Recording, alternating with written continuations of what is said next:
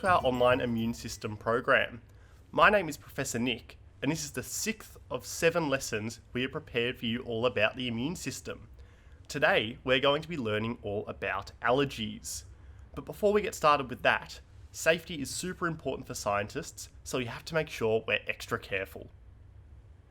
That means we aren't running because we don't want to knock anything over or hurt anyone. If you're working with a friend or a sibling, make sure you keep your hands to yourself. And most importantly, we can't eat anything in our science lessons or we could get sick. If we choose to show this behaviour and stay safe, we'll learn so much while having a blast. Now, the plan for this lesson is we're going to start here by the screen and learn a bit about our topic for today. Then you're going to watch me or one of our other instructors do the science experiments first. After you've watched us have a go, you'll get to have a go at your own under the supervision of an adult. So that's your mum, your dad, a teacher, or another grown-up who is looking after you. Alright, let's get started. So far, we have learnt about microorganisms called germs, which can make us feel sick. Germs are everywhere, but they're so small that we can't see them without a microscope. Germs can spread when we don't wash our hands after blowing our nose, coughing, sneezing, or going to the toilet. The best way we can stop this is to wash our hands with soap for at least 15 to 20 seconds.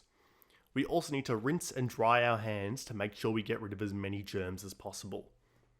Our skin and snot stop the germs from getting inside our body and are called our body's primary defense. If the germs get past our primary defense, our white blood cells can help track down and catch the germs before they make us sick. Our white blood cells are called the body's secondary defense, and together with our primary defense, they make up our immune system, which stops us from getting sick. Some of the ways we can tell if our immune system is working is if we have a fever, so we're hot, or if we have inflammation, so our body is swelling and it looks bigger and redder. But what happens when our immune system doesn't work properly? Many of you may have heard of allergies, or you might even have some yourself.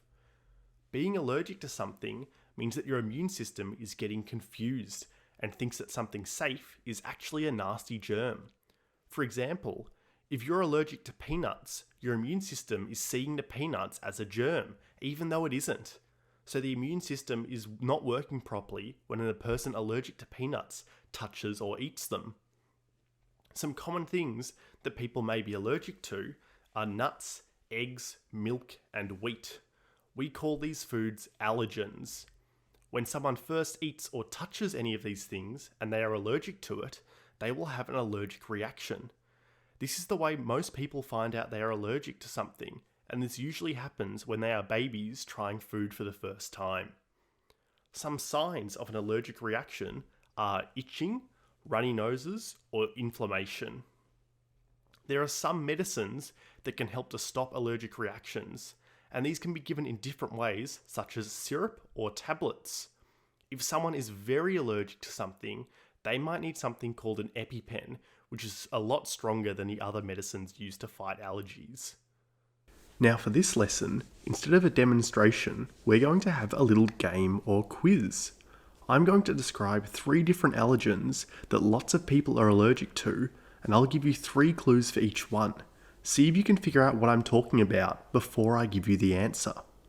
Okay, our first allergen is one we've spoken about already, and it's something you can eat. These are small and they come in lots of different types. Sometimes they even have a shell. You could eat these on their own, but you might even have them spread on toast. Do you know what it is? I'm talking about nuts. Nuts are a very common allergy that can sometimes be quite dangerous. That's why your school might not allow nuts, because even if you don't eat them, touching them can also cause an allergic reaction. Okay, on to our second allergen. This one is found outside and it isn't something you eat. People often have this in their front or backyard. Lots of sports and games are played on this, and sometimes they even use a fake version.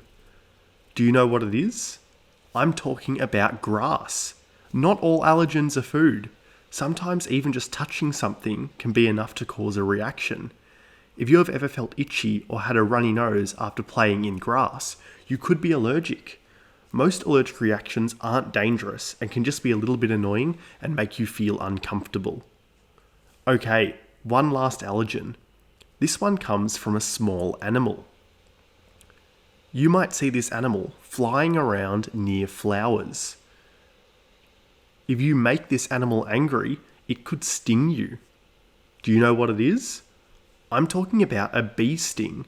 For most people, a bee sting just hurts a little bit, and you can treat it with a cold pack. However, some people can be allergic to bee stings. Not all allergic reactions are the same, and for some stronger reactions like bee stings, an EpiPen can be used to help treat the reaction.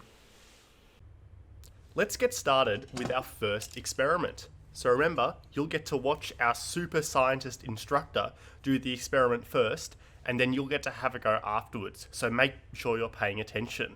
Alright, let's have a look. In this experiment, we are going to pretend that we are working in a lab and we are trying to figure out if someone is allergic to something. So the things you will need are 2 cups, and in each of these cups we have a little bit of bicarb soda. And we are pretending that this bicarb soda is our allergen, the thing that we are allergic to. And then we have these 2 containers here that we have pre-made for you, and these are our fake blood. So one of them has a mix of water and red food dye, and one of them has a mix of vinegar and red food dye, but you don't know which one is which. So you can pause the video here to write down your materials and unpause when you're ready to keep going with the experiment. Okay, so all we need to do for this experiment is we are going to pour our fake blood into these cups with the bicarb soda, and we are going to see if anything happens. So one of these is going to be someone who is allergic, or we're going to pretend is someone who is allergic, and the other one is going to be the person who isn't allergic, but we don't know which one is which. So now is a great time to think about our hypothesis. Do you think we'll be able to tell which one of these 2 people is allergic to our allergen when we mix their fake blood into these cups? So you can pause the video here to think about your hypothesis and unpause when you're ready to keep going with the lesson. Alright, let's find out. So I'm going to take this first container here and take the lid off and pour it into our cup. And as you can see, nothing really happens. If we were working in a lab, it would work a bit differently than this because we would use all sorts of special tools. But if we didn't see anything happen to our blood sample, that would make us think that that person isn't allergic to whatever our allergen was. So this person here probably isn't allergic. But let's have a look at our other sample over here, and we can tip that one in, and straight away we can see it starts bubbling and fizzing. So this person here is probably allergic to our allergen. So like I said before, this isn't how it would really work in a lab, but there are ways that we can use special tools and techniques to find out if someone is allergic to something, and that's what this experiment here is trying to show. That when someone is allergic to something, we might see a reaction, but when someone isn't allergic to something, it should look normal.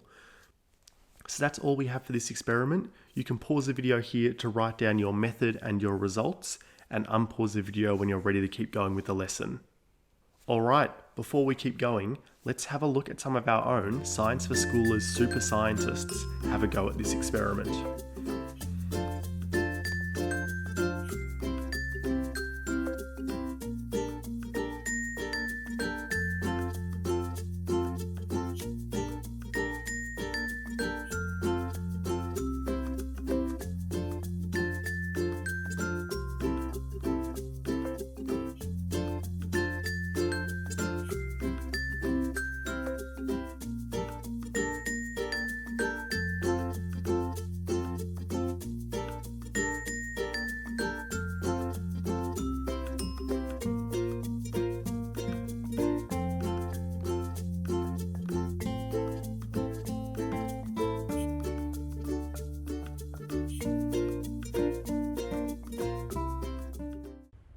Okay, that's it for our last experiment. I hope you all had fun.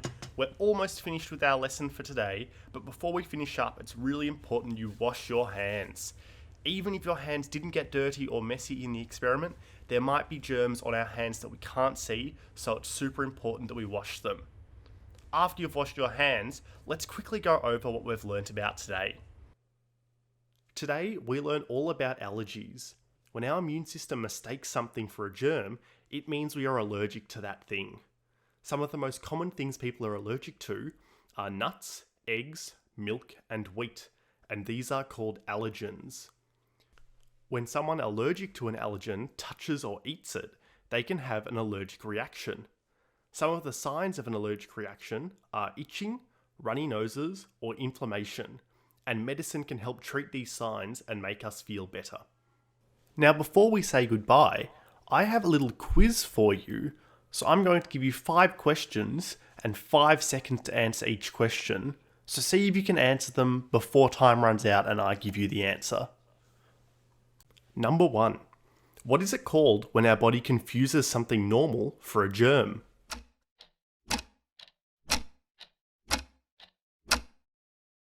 An allergy. When our body confuses something normal for a germ, it is called an allergy. Number 2. What are some examples of things that lots of people can be allergic to?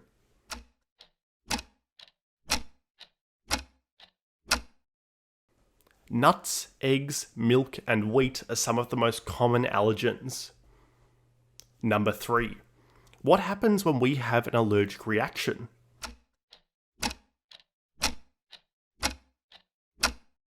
We can get itchy, get a runny nose, and get inflammation. Number 4.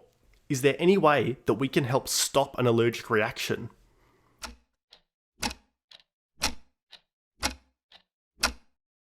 Yes, some medicines can help with allergies. Number 5. Is there any way we can help our body to fight off germs?